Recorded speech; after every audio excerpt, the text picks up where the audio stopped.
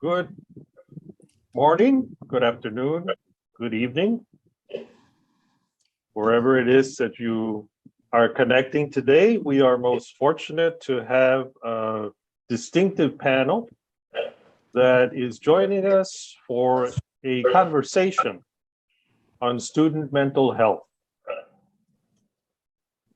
During today's session, we are told we have over 100 participants from 14 countries covering all 5 continents. So I think that in some ways it shows both the interest on the topic as well as the interest on the speakers as such. We are most honored today to have, on the one hand, President Michele Nealon from the Chicago School of Professional Psychology. And she has been leading this 3-part webinar on student mental health, which today culminates with a session that will try to recapitulate what we have covered, expand, but also expand from the perspective of looking at a comparative perspective today, as we are joined by none other than Vice Chancellor Edward Peck, President of Nottingham Trent University, who most recently was designated as the Student Development Champion for Higher Education in the UK. So President Nealon, Vice Chancellor Peck, we are most honored and appreciate your presence today. Now, to get our session going, I'll just comment that during the first session, which was about the state of student mental health, President Nealon talked about current systematic challenges. For example, that there were too few providers, too little training, and the like. That was something that we needed to consider as universities, because of the pandemic and as we're moving to the post-pandemic, are being forced to rethink their approach when it comes not only to student mental health, but also for younger generations before they even set a foot on a campus. During session 2, President Nealon covered the topic of meeting the escalating demand for mental health services, how universities and colleges can shape the future. And I think most distinctive or highlighting this session is what President Nealon referred to as that what is a complex and multifaceted crisis. There are 2 pressing issues, both a need for growth and a need for diversification of the workforce. So having talked about that, then today is the 3rd session, and the 3rd session will cover the theme of how colleges and universities can respond to the surging demand for student mental health. For the session, we will ask and hear the comments, the presentation on the part of President Michele Nealon. That will be followed by Vice Chancellor and President Peck. And then we will move on to a question and answer period. We encourage all of those who are tuning in to submit their questions or comments via the chat so that our team can organize and then address these, submit these to our speakers accordingly. So thank you very much again. And the floor is yours. The virtual floor is yours, President Nealon. Thank you very much, President Leon. And hello to all of you joining from all across this wonderful globe of ours. I really am thrilled at the level of response and the participation even after the webinar, as it really tells me how much we are becoming aware of the mental health struggles of our youngsters across the globe, as well as the pressing sense of responsibility that we all carry to do something about what is on our university campuses. So similar to last time, I'd like to focus my remarks on the mental well-being of our post-secondary students, of course, because those are the students that we are working with on a daily basis. Amid just a continued turbulent period of so much transition in these youngsters' lives, they can understandably struggle to adapt to the freedom and the responsibility of college life. That being said, no matter the turbulence in their own lives, nor that which is going on around them, I do believe that there is tremendous hope for this generation of students. With a team effort and investment from all members of our college and university communities, I am confident that we can respond to the surging demand for student mental health support. So let's dive in. Today, I'll focus on really two learning objectives. By the end of today's session, I hope that we'll walk away understanding the mental health realities facing today's college and university students, and also understand the roles that various stakeholders, including students, faculty members, and external clinicians, serve in supporting student mental health. So I'll start by setting the stage and refreshing everyone's memory about the mental health specific challenges that today's college and university students face. And then I'll jump in to explore a number of strategies that leaders can employ to make a meaningful difference for their students and also for their institutions, because as we initiate changes now, we are really the architects of the future in terms of changing the culture and the resources on our university. Mental health issues are not going to go away. They're just part of our human existence. So to begin, as we've discussed in previous sessions, today's college and university students face an unprecedented number of mental health challenges. However, while the level of student need has ballooned, the size of their support networks has not grown to nearly the same degree. For those of you that listened in to the last two webinars, you heard me emphasize this over and over. The level of need has ballooned, but the size of the support networks that are needed has not grown in any way to meet the need. I do want to note that much of the content in my remarks this morning is a refresher because we don't know who has joined and who has not, but it is important and valuable to double down so as that we really have the same foundational understanding of student mental health challenges. Mental health challenges are extremely common amongst college and university students. So for instance, 70% of students experience a mental health crisis while they are in college, and about 4 in 10 students suffer from depression, and 3 in 10 suffer from anxiety. All these challenges lead to major issues with student success down the line. Specifically, the presence of mental health issues is associated here in the United States with lower GPAs and higher probability of dropping out of college. But when you zoom out, these statistics really start to make sense. The transition to college or university is monumental for youngsters. For many, it marks the first time that students are away from home and the first time that they are responsible for the management of their own day-to-day lives. In short, just like any major life transition, the transition to life as a college or university student leads to stress, anxiety, and mental health challenges for so many of our students. And that's why we're here today. Unfortunately, our current systems of university-based mental health care are not robust enough to meet the pervasive challenges that I've outlined. Higher education leaders report that enrollment growth has far outpaced growth in university-supported counseling centers.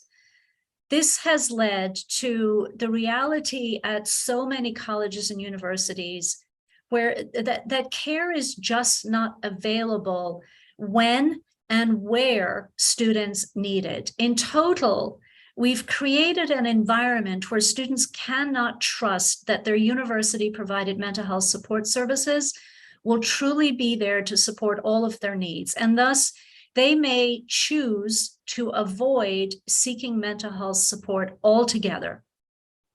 The easy answer here would seem to be that we just need to hire more mental health counselors. However, counselors alone cannot cultivate a culture of mental wellness across our entire universities. This type of culture building is what will make the biggest difference, and it will encourage all members of our university communities to support one another and to break down stigmas, preventing those with mental health challenges from seeking help. As a result, we need to involve a wide range of community stakeholders to build that broader culture of wellness. So today, I'll discuss several potential ways to build that culture of wellness within your own institution. We can group these strategies based on the stakeholders that you'll collaborate with to make these tactics a reality. So first is the students themselves. Second is faculty members and other instructional staff. And then third is the external mental health providers. Through this type of holistic and comprehensive approach, you can cultivate a true university culture where topics of mental illness and mental wellness are not taboo, and where students can access mental health support when and where they need it.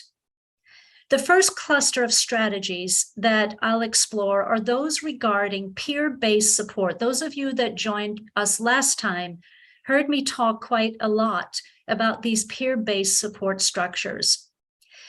Full-time licensed mental health professionals, of course, are expensive to hire. Students' own peers offer a low-cost but also high-impact support system. As in most cases, students spend the majority of their time with each other.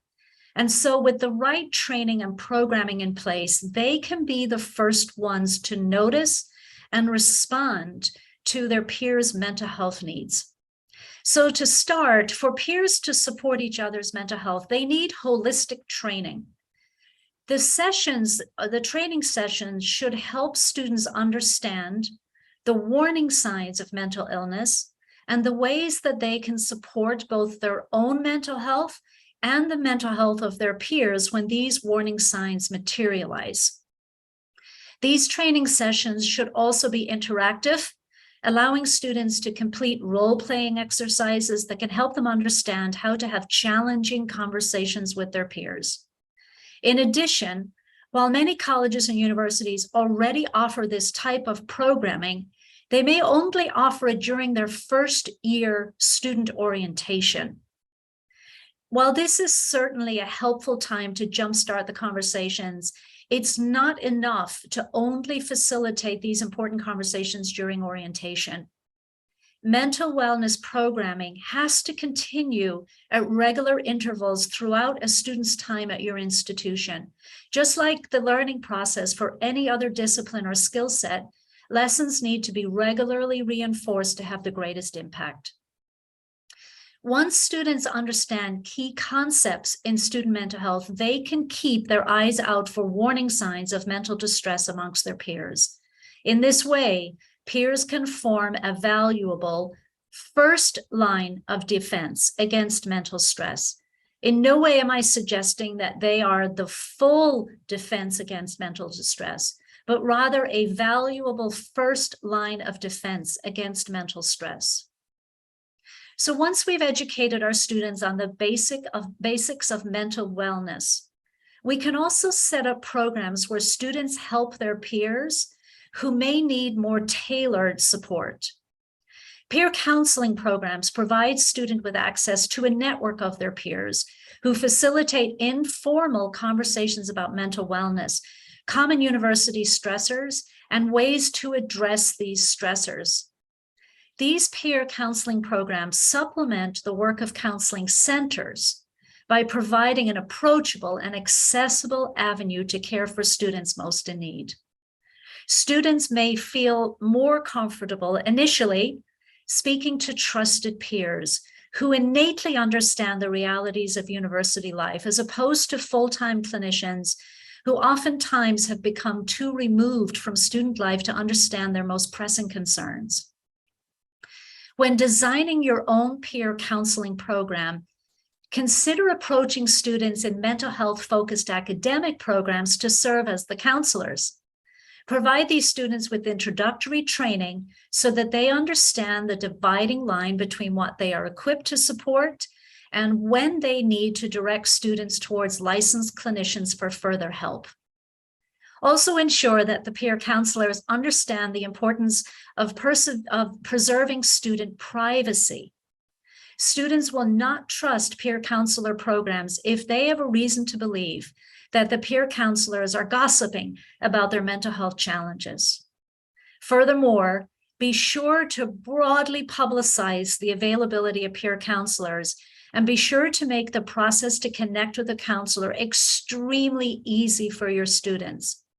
Consider leveraging a mobile sign-up process and/or a virtual counseling conversation sequence so as that students in need can connect with a peer quickly and easily. In addition, make sure that these programs allow students to connect with peer counselors in the evening and on the weekends, so as that peer counselors can bridge the gaps in care created by professional counselors' typical work week schedules. With considerations like these in place for your own peer counseling program, you can provide students in need with an approachable, accessible way to support their mental well-being. In an example of impactful peer counseling, Calvin College in Michigan works with third-party 7 Cups of Tea to provide virtual peer counseling. To access the program, Calvin College students use the instructions virtual 7 Cups of Tea portal. They first note what mental health challenges they would like to address, and then the student decides whether they would like to discuss their concerns with a Calvin College student or with a counselor from elsewhere in the 7 Cups of Tea broader network. Once they connect with a peer counselor, students can engage in anonymous chat conversations and can access further support services tailored to their needs.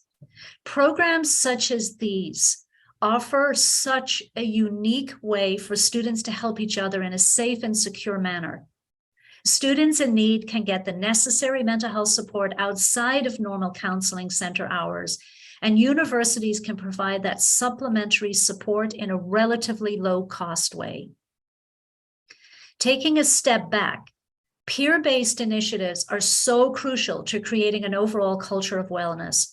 Students spend the most time with one another and trust one another. And so peers can often be the first to notice those warning signs of mental health distress and can also provide valuable support at the onset of those first symptoms. So as you can see, students themselves play an important role in laying the groundwork for a culture of wellness at your institution, but they cannot create this culture on their own. Faculty members and other instructional staff, who students also interact with frequently, can contribute a substantial deal towards instilling wellness across your university community. Faculty and instructional staff can maximize their contributions if university leaders provide them, again, with the comprehensive training and ready-to-use resources for their classrooms. First off, just as I've discussed in the previous section, it's incredibly valuable to address students' mental health concerns as proactively as is possible. Simply put, when we train those around students to notice warning signs of mental health issues, these student-facing stakeholders can get involved quickly to support students in growing need. This approach is just as valuable for instructional staff as it is for students' classmates. According to experts, strong faculty training programs will lean on influential faculty members on campus to drive the adoption of such programming. In addition, these programs should be easily accessible for faculty members. If faculty members feel that mental health training in and of itself is a burden, they will very likely be more resistant to implementing key lessons from these trainings in their day-to-day work, and understandably so. Similar to student-facing training programs, these initiatives should ensure that faculty members and other instructional staff understand both the warning signs of common mental health challenges, such as depression and anxiety, as well as how to support students who demonstrate those warning signs. And when providing this type of training, don't just provide these resources to your full-time faculty members. Think about the impact that you can have by involving all instructional staff. So another example, Simon Fraser University in British Columbia provides mental wellness training to their teaching assistants specifically. University leaders note that teaching assistants may be the first to notice student mental health challenges because they tend to work with small groups of students at a time. In contrast, many full-time professors may teach large lecture courses where they don't have the opportunity to interact with students directly. In this educational program, graduate students opt into wellness training during their orientation. Program leads then facilitate an upfront training session and provide weekly resources via email. Leaders at Simon Fraser have seen high levels of support for the program, with over 90% of participants reporting that they gained valuable new wellness-related support tactics through the program, and 70% reporting positive impact on their students. Those are fantastic results. Overall, this type of training, which is comprehensive and ongoing in the same way as the ideal student-facing training that we've discussed earlier, can make a big difference in addressing students' evolving mental health needs. So in addition and alongside to these training sessions, you want to ensure that instructional staff receive resources designed to cultivate a sense of mental wellness in the least labor-intensive and the least intrusive way possible. So you're hearing my theme here. Make it available, make it accessible, make it easy. By providing faculty members with easy to implement resources, university leaders can show faculty members that supporting student wellness doesn't have to detract from their already packed daily schedules. So on the whole, cultivating a culture of wellness starts at the top with the university leaders. Yet it is certainly a group effort, and instructional staff will play a major role in creating a wellness-focused culture. While you may not be able to hire new counselors to meet all student need, you absolutely can leverage existing stakeholders such as these faculty members and teaching assistants to build the foundation that will be necessary today and moving forward. In addition to training those already in the university community, you can also support your students in need by expanding their mental wellness safety net to include professionals within your local area who are otherwise unaffiliated with the university. So by connecting students in need with local professionals and providing them with the logistic resources to access those appointments, you can ensure that your students will have the care that they need, even if you do not have the resources to provide all of the care that is optimal within your university. One way that community partnerships can be valuable is through triaging complex cases to external providers. While it's of course crucial that all students receive the support that they need, we know that each university counselor, at least here in the United States, is often responsible for over 1,000 students, and that the most intensive and complex mental health cases will likely take up most of the clinician's time. So as a result, treating every student in-house may crowd out resources away from students with less intense but still important care needs, increasing counseling wait times for these students. In addition, these more intensive cases may require specialized expertise that university-based providers just may not possess. However, external clinicians within your local community can be a major asset within your broader network of care. By developing partnerships with local mental health care organizations, you can triage complex and especially time-intensive needs to external providers at these organizations. This will ensure that students with intensive mental health care needs get the support that they require, and it will also free up the time and resources needed so that your university-based clinicians can support a larger number of students with the less intensive needs. If you don't have a large network of local external counselors, by partnering with leading, reputable teletherapy organizations, you can still ensure that students have a good chance of getting the support they need through referrals to telehealth providers. Now, all that said, however you choose to structure external provider partnerships such as these, it is important that these external appointments are fully accessible to all students. While it may seem helpful just to refer a student to an external counselor, without the proper transportation or without the ability to pay to see the counselor, students may never actually be able to pursue the recommended care. So here's where financial support, transportation, and scheduling support can truly help students access the care that is being recommended for them. You also can provide non-financial support in the form of logistics-focused coaching. Your team can coach students through the process of scheduling appointments, arranging for transportation, speaking with their new providers, and following up on their care plans.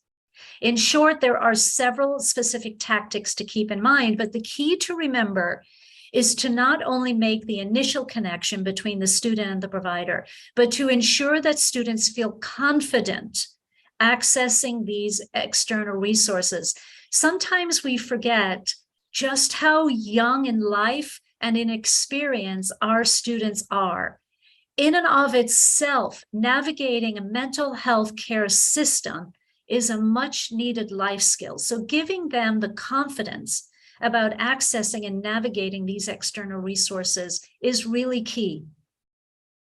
Administrators at the University of North Carolina at Chapel Hill have successfully invested in logistical support for students seeking external care.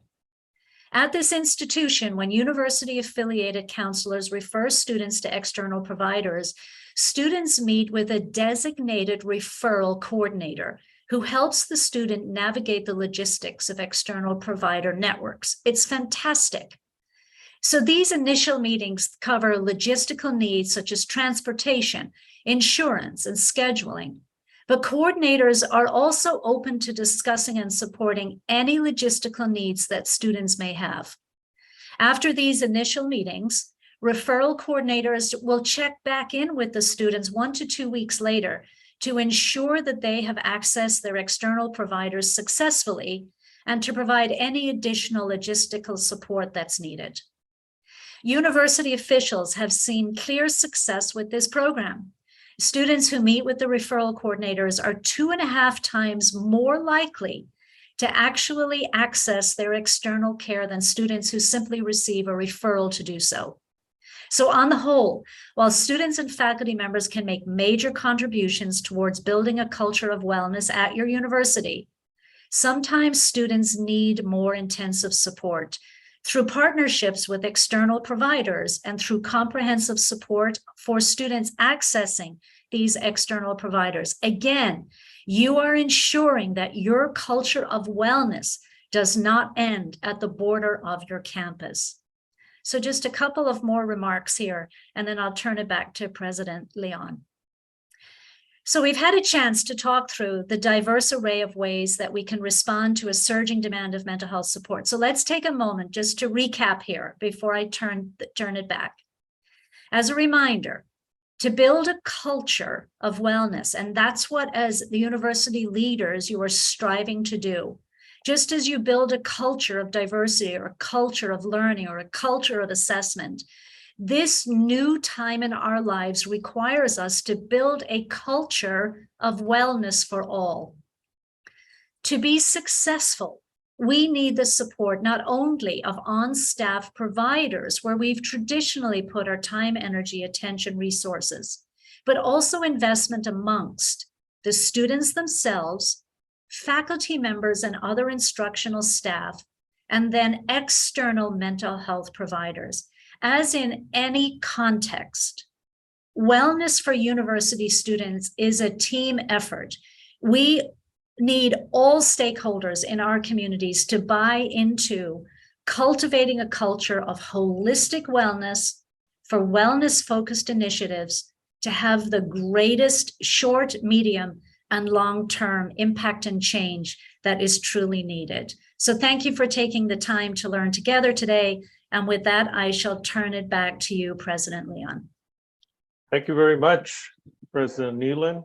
And I think that you have provided a broad framework around which we can focus and position the institutions so that depending on the context, they can look not only inward, but also outward and combine both so that they can address the student mental health issue more appropriately. Thank you very much.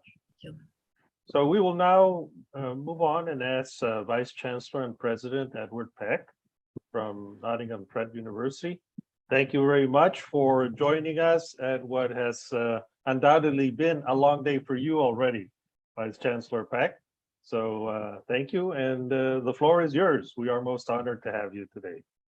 Great, thanks, Fernando, and also to Michele, that very authoritative presentation on the work you've been doing. I drew a lot from that to refer back to it in my remarks. It's about 6 o'clock here, and of course, in England, to some extent the UK, we're in the process of forming a new government. So it's been quite an interesting day. We have a new Prime Minister, and very soon we'll have a new Secretary of State for Education, who in my student champion role will be my boss, I guess, in terms of thinking about how I spend my small amount of time every week thinking about student support and how we can make it more effective across the English higher education system.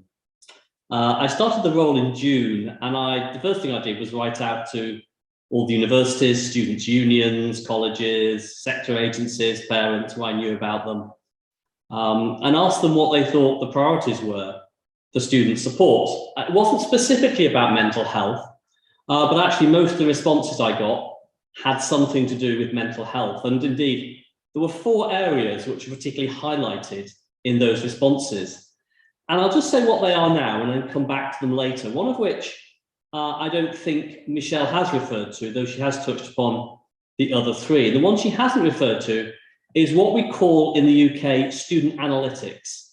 How do you gather data about students which indicate ones which may have particular challenges or problems with their studies so that you can intervene accordingly?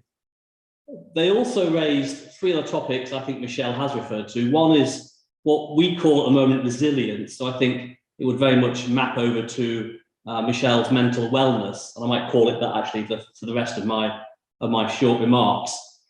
Something about information sharing, how when a student has particularly challenging problems, physical or indeed mental health problems, how and when can you share information and get support from parents, guardians, trusted loved ones, accommodation providers, etc., etc. So there's something about that in the UK which is very current. And then how do you treat significant major mental illness, actually diagnosed with mental illness, in collaboration with our National Health Service, which of course has some very different characteristics to the healthcare system in the US and indeed many other places. So they're the 4 things I'll come back to. The data actually is not as pronounced in the UK, Michele, as you're presenting for the US. So when you said that 70% experience a mental health crisis in university, I guess it means how you define a mental health crisis. For us, a crisis is something that would lead to intervention by the professional external mental health services of the National Health Service. So I guess that's not what you mean, because we don't have anything like that level of incidence. At the moment, about 20% of students in universities are filling in a mental health well-being referral form at some time during their typically 3 years at an English university. And that's probably consistent with around 17.5–18% of the 17 to 19 population in England having a mental disorder. It was 10% 4 years ago, so we are seeing a rapid increase, and I think Michele has quite rightly identified that. Of course, even if you have students filling in these mental well-being referral forms, which are typically online, lots of students who have these challenges don't, and many of them may go through university without being known to us, which is where the student analytics come in if they don't self-refer. And of course, we know that 66% of suicides amongst students in England are students who've had no contact with university student support services prior to that tragic event. So there's an issue about how do we get to those people most in distress, about whom we don't know. And again, I'll come back to that. That's where the student analytics, I think, becomes central to the approach that's emerging in England. Now, the model in the UK of student support is not dissimilar, actually, to what Michele has described, and I guess not dissimilar to what you have in many of your other systems. I was interested in Michele's comments about academic tutors, instructional staff, I think you call them, Michele. There's a real debate in England at the moment, certainly real debate at Nottingham Trent University, about to what extent, even with the sort of intensive academic input, training input that you described, you can turn people who came into university, we have 2,000 of these people at NTU, to be academics, to research, to teach, how far they are feeling that what they signed up to be was mental health practitioners, albeit at a fairly low level, whether they are actually able to do it or indeed they want to do it. So sometimes we think we can do sufficient training with our people to turn them in to able to recognise and give low-level support and then refer on people with mental health problems appropriately. And sometimes we think we can't, and we oscillate between those two positions.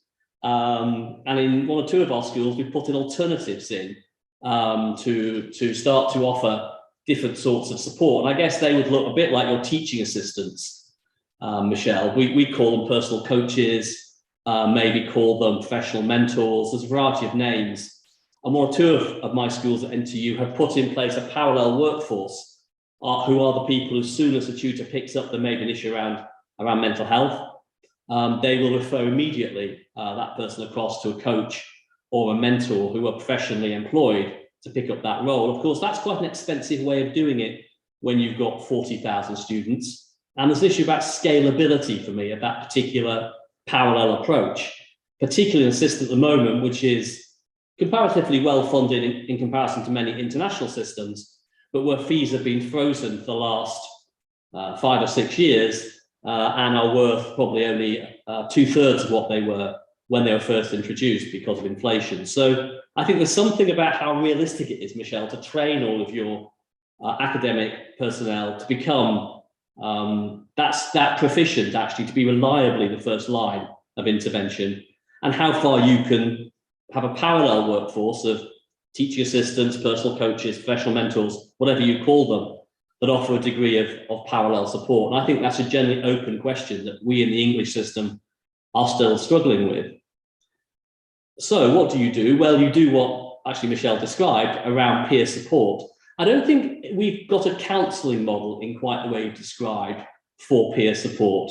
I think it is much more about support. It's often called buddying. It's a lower level, I think, of friendship, practical support, advice, guidance. It may shade into some issues around mental health, but I don't think that's its primary focus. And I was interested in your peer counsellor approach, particularly as we have the largest department of psychology in the UK.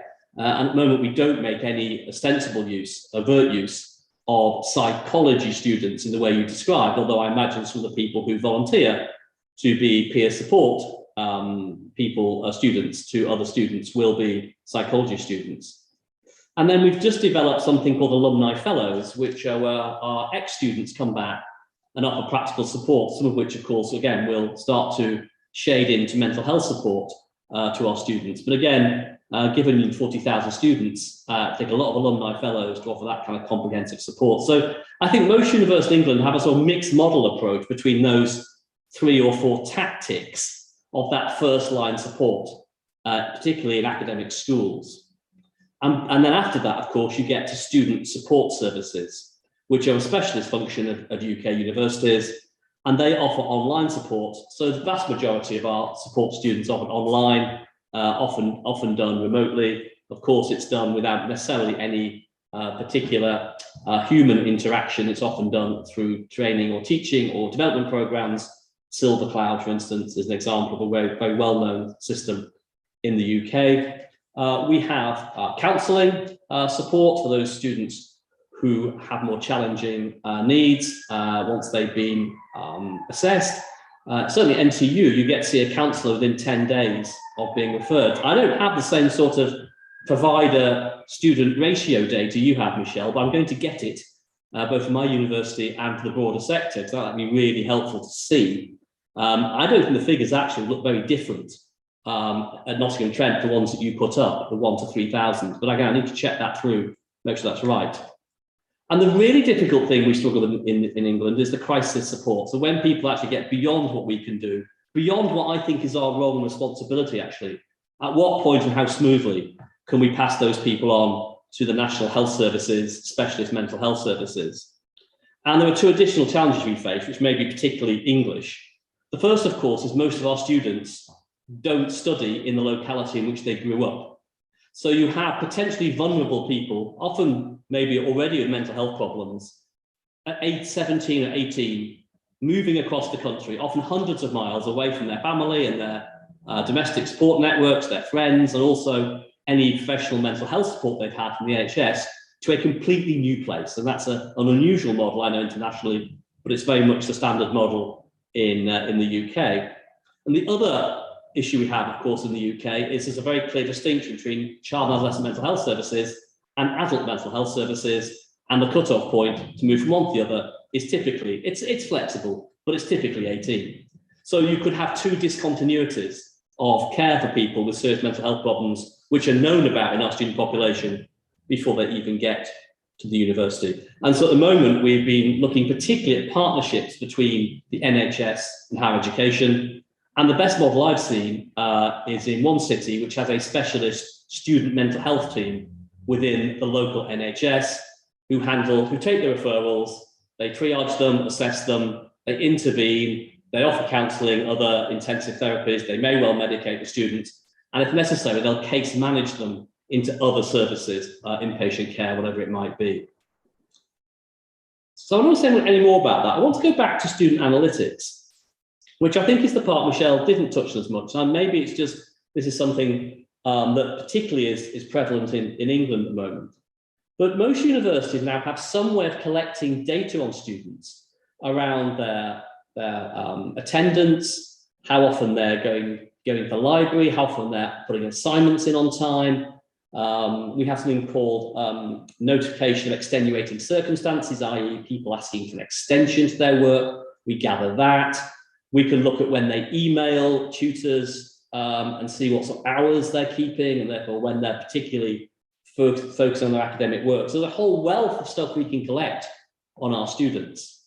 And there's been a piece of work at university in the UK which has started to validate which of those data points are the most reliable in predicting a mental health issue emerging in a student. I think this is really groundbreaking work, and it'll be in the academic journals, I think, in the fairly near future. But as a way of developing a reliable set of data, you can then put to specification for your digital technology to collect these data. I think it's a really important step forward. And now, of course, for lots of us, we are interested in not just mental health issues, but broader issues around student support, continuation and completion. So we want to collect, I think, a broad spread of data, but the really key nuggets of data that will show us which students are not engaging, or maybe struggling, may indeed be showing signs of mental distress. And I think that's a key part of the system that I'm interested in hearing from other colleagues here, how far you're exploring the same and how far you've got with that and what you've found about the sort of data that you're collecting. And we're working on a core specification for that, to bring together all the intelligence and research we have to construct such a specification for universities in the UK. The second topic is around resilience. This is the mental wellness issue. Resilience has been criticised. It assumes you're putting the responsibility for being resilient, being able to cope, in the student, not in the system. And I think Michele's right. It's best to describe a mentally well university than developing resilience in individuals. But of course, there will need to be some ability to work with students on their confidence, their sense of belonging, their sense of purpose, direction, self-efficacy, all those kind of things. And there are a number of programs in place in the UK which seek to teach students those kind of capabilities. The problem we have again is scalability. How do you do that for 40,000 students? Particularly how do you do it for those students who most need it, who are probably the least likely to come? And we struggle with that. And to what extent, therefore, is it universal? How far do you target it? What are the ethical issues around targeting those kind of programs? But it is a move, I think, towards that kind of mental wellness approach that Michele described. And the final thing that came up was information sharing. So how good are we at sharing information within our institutions about what students may be experiencing and how we can support them? How well do faculty share that information with student support? How well they share it back to faculty? And I think we have some way to go in our system in putting together a case management system, even within the university, to enable us to do that. And of course, all of those issues around what do academic tutors do, what do other staff groups you might bring in do, what do peer counsellors do, what do other professional colleagues do, what's the responsibility around information sharing, how do you respond to student analytics, starts to raise a really fundamental question about service redesign. So I think the mental wellness challenge from Michele is a good one, but I think it goes beyond training. I think it goes to a much more fundamental question of what do we think we are here to do? What functions does the university need to have in place beyond the academic development and research capacity that traditionally we've had? And once you've got a clear sense as to what do we want to do, what functions do we need, I think it's another key question about what do we want from our workforce and what sort of workforce do we need? And I think we're going to see a serious rethinking both of the function and of the workforce capabilities and capacity over the next 10 to 15 years in the UK as we think through the implications of that in ways that I think could be quite profound. And we'll pick up some mental wellness training that Michele talked about, but I think we're much more than that in terms of service redesign, to focus on the issue, not just of mental health support, but of support more generally. So how do we get our students in, settled, through and out into a graduate job, which is what most UK universities and their students want to achieve. I don't think I want to say much more than that as opening thoughts. There's a few more things I might say if they come up in the discussion, but I think, Fernando, that's probably enough for me, and I hope it's given some food for thought and will prompt some questions and challenges about where we are in England. Thank you very much, Vice Chancellor Peck. And I think that as we move to a Q&A, and we do have some initial questions, I'll just try to point out some of the salient aspects that have been covered. First, President Nealon talked about current trends, where she shared with us some stats in terms of the percentage of students who at some point in time during their experience were likely to require some support. She referred to the notion of building a culture of wellness, and that as we try to build this culture of wellness, we need to look at it as not something that is only internal, but also external, where it can include peer-based, instructor-based, external, or all of the synergies that these present. And she shared with us some concrete examples of institutions that have carried out successfully some of these efforts. She also stressed that whatever we do, it has to be available, accessible, and easy, if I captured that right. And then that we need to realize that student wellness is a team effort. So many other things covered, but I think that these were some of the salient points that she stressed during her presentation. In the case of Vice Chancellor Peck, who again is the designated champion for student development in UK higher education, he presented his remarks more from a comparative perspective, starting by commenting that 3 of the 4 things that were highlighted as a result of initial or tentative survey that he carried out with within NTU and other institutions. 3 of the 4 were common with what President Nealon shared: treating mental health illness, information sharing, resilience, or mental wellness. And that something that perhaps was not covered as extensively was the importance of student analytics.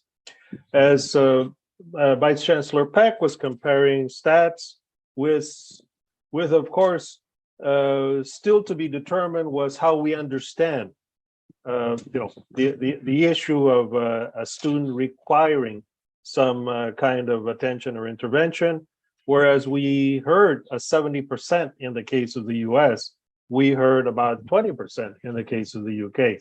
So there appears to be some difference, but it could be with how we define that. And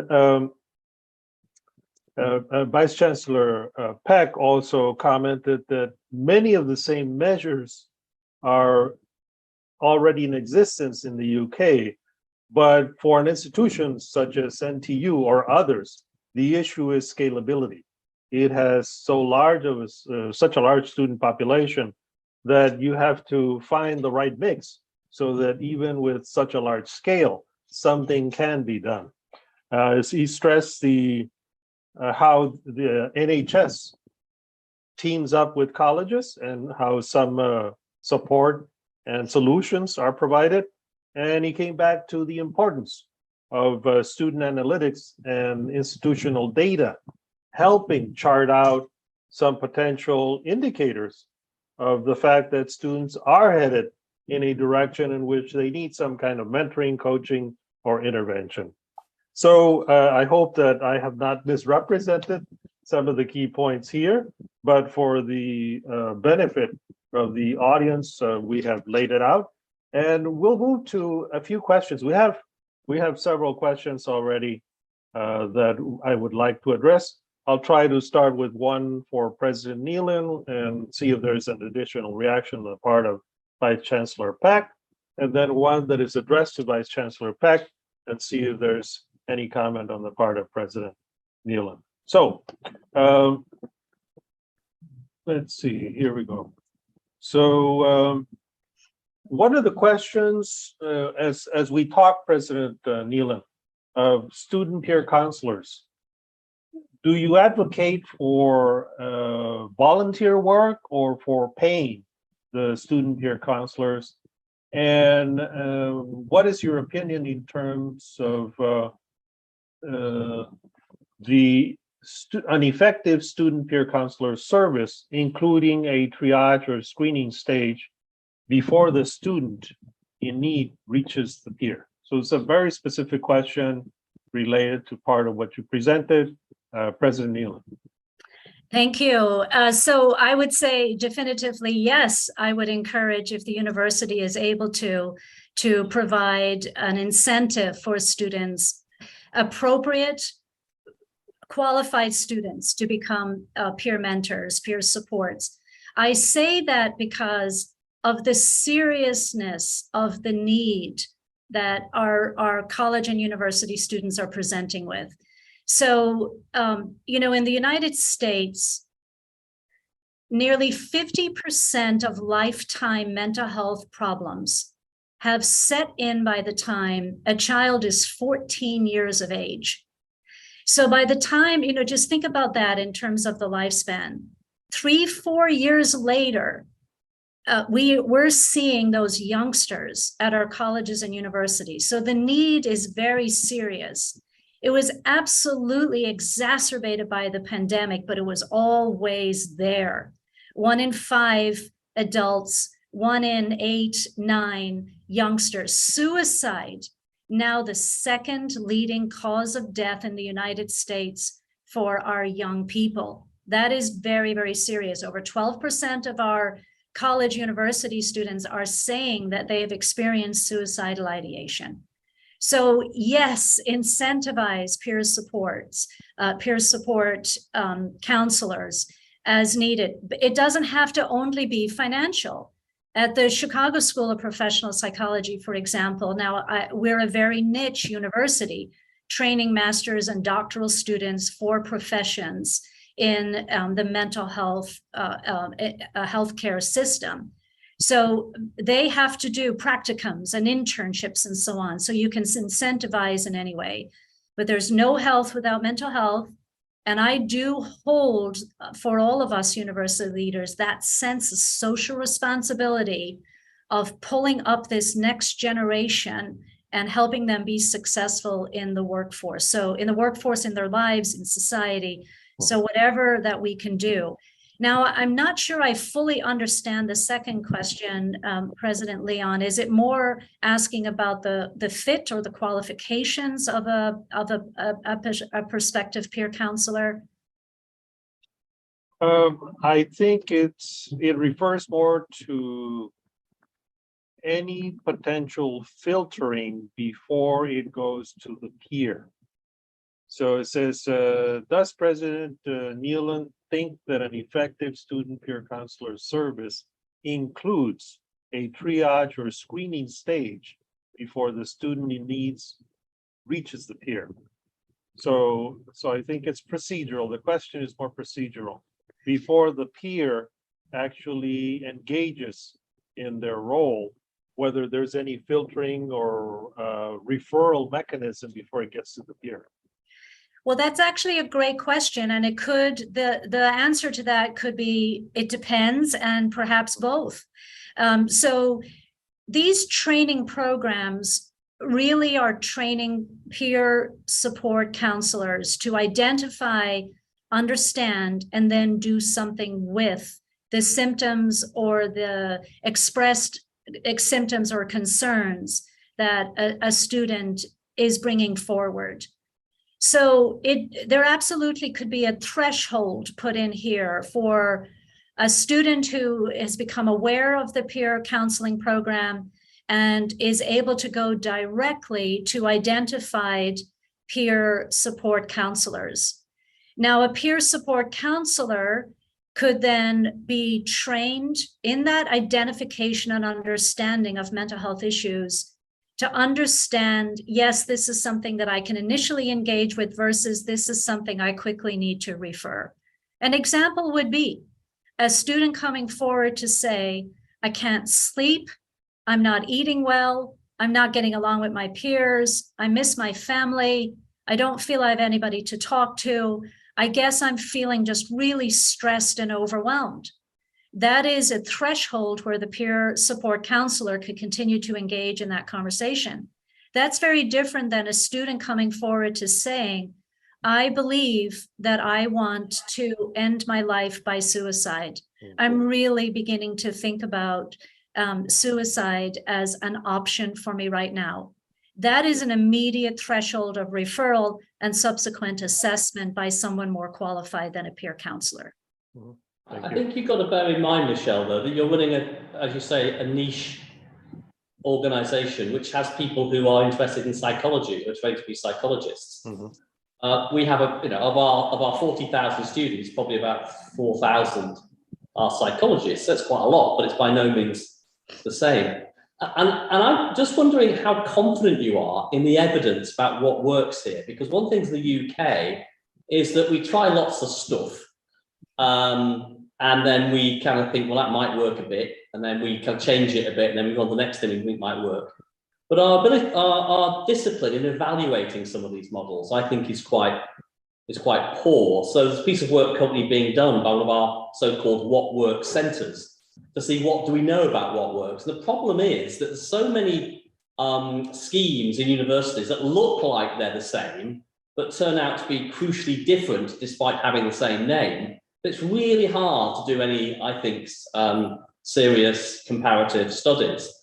And I just don't think it's feasible that we could train enough counsellors every year, given our turnover is, a third will leave us every year, won't there? There's an equal intake across every cohort to meet the demand. And what's happening, I think, in the English system is you're going from everything from buddies, where you just say to someone, look, you be this person's friend, right through to some institutions recruiting students who've just graduated on 2-year contracts who they train to then be something close to the counsellors you described, though not quite, and everything in between. And I just don't think we have any clear line of sight in England on what works from those very, very, very varied range of models, and crucially for what group of students, given the diversity of students in English university in terms of race, gender, other characteristics, social background, etc., etc. So if you have some real evidence about that, Michele, it'd be brilliant to hear it, because I think we are slightly in the dark in England. Yeah, so let me actually walk you through that. So what I'm talking here about training, an example of a formal training model is mental health first aid training. Here in the United States, more than 2.5 million people, not just in the college and university system, but across a multitude of industries, have been trained to be mental health first aid trainers. And now there's a dedicated base of over 15,000 instructors providing this training.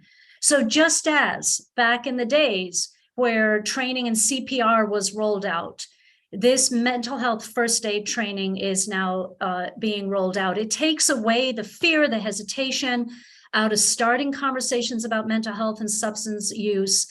And it also teaches people to help put in those first action plans for those that are coming forward. Now, in terms of efficacy, there actually are emerging meta-analytic trials that are coming forward that demonstrates the benefits of up to 6 months after training and in specific areas.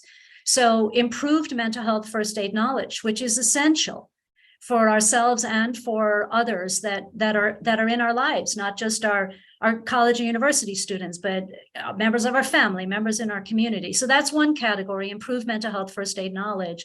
The second one is recognition of mental disorders themselves. So for example, the difference between someone that is carrying acute or chronic stress versus someone that has an anxiety disorder versus someone that has a depression disorder, someone that has a substance use disorder. The other area that's emerging with benefits up to 6 months after training is about beliefs about effective treatment, and then also stigmatizing attitudes. So there are meta-analytic studies emerging and beginning to fine-tune in what areas. I'm a very optimistic person, Vice Chancellor, and also a realist at the same time. We all recognize that that we have a growing mental health and I do use the word crisis. Like in the United States, when suicide is the second leading cause of death for our young people, that to me is a crisis. So we have to jump in with what we have available to us now, such as these mental health first aid training programs. The studies are essential. I'm a clinical psychologist myself. I embrace the need for studies. I embrace the need for that research efficacy to continue to develop and evolve. And yet we do know now that these programs have efficacy. Thank you. I'm combining here several comments and questions, and they go back to Vice Chancellor Peck. And I guess to put it into perspective, they would be somewhat like the following. So as you have begun your role as champion, for student development, as you are finding out and processing and organizing some of this information, is there any early indication as you turn around and say, well, I'm champion for this, but I'm the leader at NTU? Any early implications concerning what you might be doing already that needs to be strengthened at NTU, or any areas that perhaps have not been appropriately addressed at NTU that are potential areas of opportunity?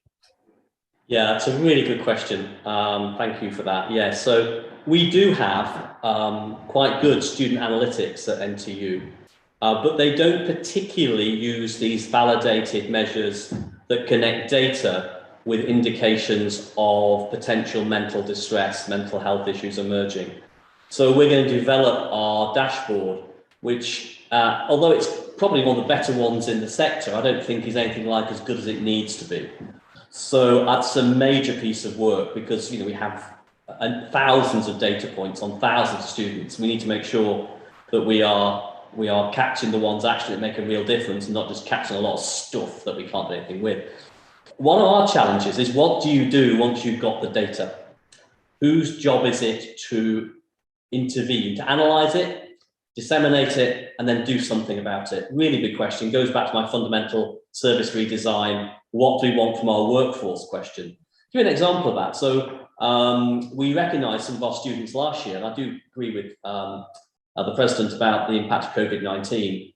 We had far fewer students engaging the first weeks of term in 2021. Too much, actually, to pass back to our academic tutors, who have already said have a fairly broad range of interest or no interest in picking up this mental health role, in truth. So what we did was employ a group of recent graduates on a call scheme to call these students, check out what they were doing, why they were doing it, were they all right, and then point them in the direction of appropriate support, some of which, of course, might be their academic tutor. I'm not sure that was the right thing to do, but it's something we could do in fairly short order. The problem is the more interventions you put into the system, the more you clutter it up, the more you confuse students about what they can and can't do, what access points they should take, what resources are available. So I think we need to do some service redesign about the fundamentals at NTU, what we're trying to achieve here, and what of the interventions we've got or interventions we can take from elsewhere are really going to deliver a systemic approach to students landing, engaging, continuing, and completing, and as a subset of that, doing so in a way that's as mentally healthy as they can be. I think that's the major focus of the conversations at NTU. That's a pretty big task to pick up, particularly given our scale.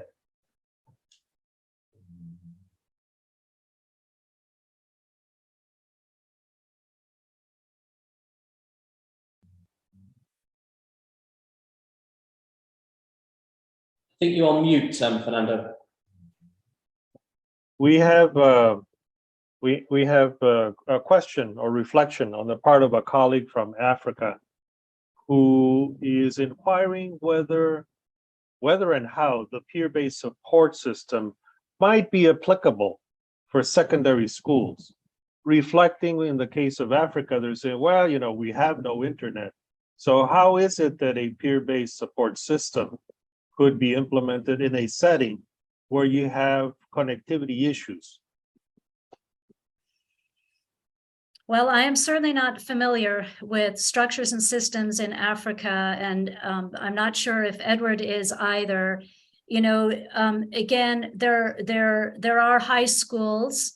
My youngest son is 17. He's in a high school district here in the United States where mental health is an educational component of the programming. So the high school broadly speaks, that it's admirable, really. They broadly speak to both the parents and the students about mental wellness and about what are the contributors to a young person and an emerging adult's general wellness over the long time. There's programming related to stigma. He is luckily attending a very ethnically and racially diverse high school. So there are lots of different conversations about how mental wellness manifests itself in different cultures, as well as in different ethnic and racial groups. So there's that conversation with the intent to destigmatize. And then there is the programming related to educating the students how they can be good peer supporters of wellness in and of itself. So again, Edward, I agree with you that we may be speaking different language, but it is about that sense of resilience and wellness that we can identify, communicate, and then foster in our young people so as that they can buffer what life brings their way at any given moment. So there is that educational, very positive part of it. And then there is the part about the peer groups that are supportive of each other, whether it's that they're there to speak about individual differences or where they're there to support each other about having a difficult day at school or something that's happening at home. So I know that it can be done. I certainly would feel, I wouldn't feel on sound feet on how to generalize that to Africa. Edward, do you have any additional ideas beyond that general high school programming that is in place that is likely replicable with some cultural and local nuances accounted for. No, I think it would be presumptuous of me to comment. I just don't have the information either about the particular sector or indeed the context. So I'm sorry about that. Yeah. Yeah, I'll share my thought on this, and it might not be applicable contextually, but I think generically, this would be an opportunity for higher ed, high school collaboration, where perhaps, most high schools, if they're lucky, they have one counselor. That's it. And however, we have lots of university students. And in many countries, for example, Latin America, there is the notion of a compulsory social service. So it could be that as you connect colleges and universities with high schools or even other sectors, that you might have an effort there where you could make this type of support more accessible. But just, food for thought. Might be irrelevant to the context, but I think that the message here is in the context of externally based, in this case, external to high schools, you do have colleges and universities who could become a potential ally. President Leon, I couldn't agree with you more. In the last seminar, I talked about how, as university presidents and administrators, how we must embrace that the youngsters that are going to be with us in college and university, they are cooking in high school. And if you recall, I talked about the social determinants of mental health and how way too many of our young people are dealing with social factors, whether it's food insecurity or housing insecurity or family-based conflict issues and so on. Those social determinants of mental health are exceptionally important for us to understand and embrace, and also an area in which we can jump in there and affect change. So I couldn't agree with you more. The more that we can partner with pre-college and university readiness programs, we do that academically. We engage with our high school students to encourage and motivate and teach them and help them see a path forward to an academic career, to a work career. There is no health without mental health. Mm-hmm. So adding that programming for our high school students, absolutely. Again, let's be honest here. How can any of these things, I agree with you, Edward, about the need for analytics and the need for research and the need for all of these things. And yet I feel compelled to express a sense of focused, informed professional urgency and innovation as we are managing this global mental health crisis for our young people. Okay, thank you. So let's move on to a round of closing thoughts and remarks. So President Peck, based on the presentations we've had, yours, President Nealon's, some of the questions that have been raised, any concluding thoughts or remarks on your part? Yes, so I'm very, very taken with the President's focus on this. I think it's just worth reflecting. I probably think about this topic for my own university, probably on a Tuesday once a month, because there's so much else going on. And I would imagine I'm not uncommon amongst other presidents on the call, but I stand to be corrected. So many other things we have to think about simultaneously. And I'm just not sure as a senior team in my university, we talk about this topic enough, or look at the data we have enough, or think about our interventions enough. But I guess if we had a session on employability or economic development or research culture, we'd say the same thing, wouldn't we? And they'd all kind of crowd in. So I think we have to have some realism about how much time and indeed resource we can put into this actually as institutions, without starting to detract from the other things we want to do around students. Having said that, I do recognise we are managing a significant surge in mental health, which may be COVID related, and we've no idea how long it's going to last, although maybe Michele has a better view of that than I do. And of course, in the UK, we're just walking into a cost of living crisis. Inflation is touching towards 12%. Estimates say it might get to 18% in the next 12 months. Unheard of levels of inflation. And what that's going to do for students, particularly those from poor backgrounds who already work to sustain themselves, and their mental health and their ability to continue at university, I think is a major challenge. One of which I don't think we're very well prepared for. So I think for a university of our scale, Fernando, there's just something about, sure, we have to focus on lots of things, and how much airtime and space and investment can we give this one in relation to all the rest of the things that we have to do, I think is still a conversation we haven't quite grounded, certainly in my university, I think probably in the English system. Thank you. President Nealon. Yeah, you know, I said I am an optimist. I'm also a realist, and I'm also a clinical psychologist and a university president, a mother, and a very active member of my community. None of us can deny really the global shift that has occurred in terms of our general well-being, whether we call it burnout or stress, or whether we can say we're anxious or we have depression. Depression is now the leading cause of disability across the globe, according to the World Health Organization.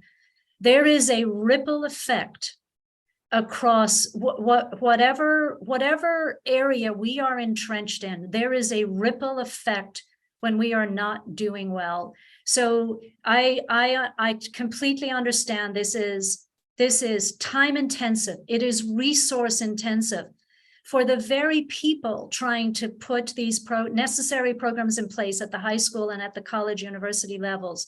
It's also intensive for the administrators, because I agree with you, Edward, there is just so much that we need to attend to. I liken this in many ways to the pandemic. When the pandemic hit us, we had no choice but to turn our attention to the logistics of managing a university population, faculty, staff, students, administrators, and the community, the housing, the lectures, and so on. We had no choice but to shift and learn a new way of being in the world. The mental health crisis is forcing us to this realization that we have no choice but to begin to develop the understanding, the cultures, find innovative ways to mobilizing already scarce resources. Our young people, especially the Generation Zs, not the millennials too, but the Generation Zs that are already with us, are significantly more fluent about mental health, and their expectations about the adults' ability to support them in their mental health wellness, and as well the resources needed for their mental health treatment if they do have disorders.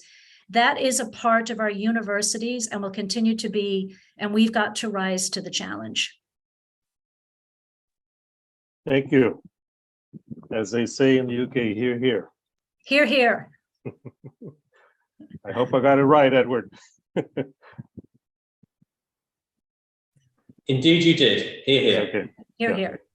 But thank you. And I think that we have been fortunate to have had this three-part webinar led by President Nealon. We are honored by the distinctive presence today of Vice Chancellor Peck.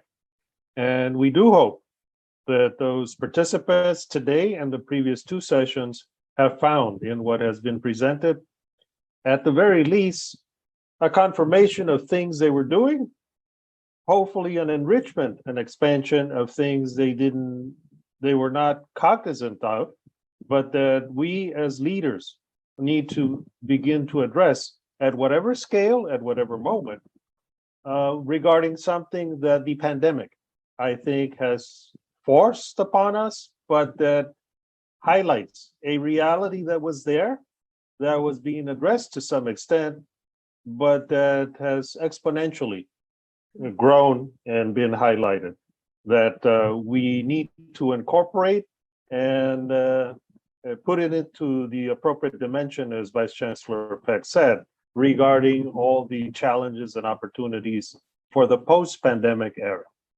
In the end, it's all about priorities, but it's all also, let's not forget, about those whom we are here as we exist, as we function, which is students. It's all about developing students, whether it's employability, whether it's global citizens, whether it's community development, we are here for our students. So on behalf of the International Association of University Presidents, we want to thank Vice Chancellor Peck, President Nealon, all the participants and attendees for your attention, for your support. And we also encourage you to send us your comments regarding this seminar, and also invite you to tune in for the continuation of another series that we have been engaged in since the first half of this year, which is on innovation. The first session was with Arizona State University President Michael Crow, and we are organizing the follow-up session for this fall. So hopefully this will also be supportive to IAUP members as well as others in higher education. So again, President Nealon, Vice Chancellor Peck, thank you very much. To our audience and participants, we also appreciate your attention and support. Thank you. And Thank you. wishing you the best wherever you might be.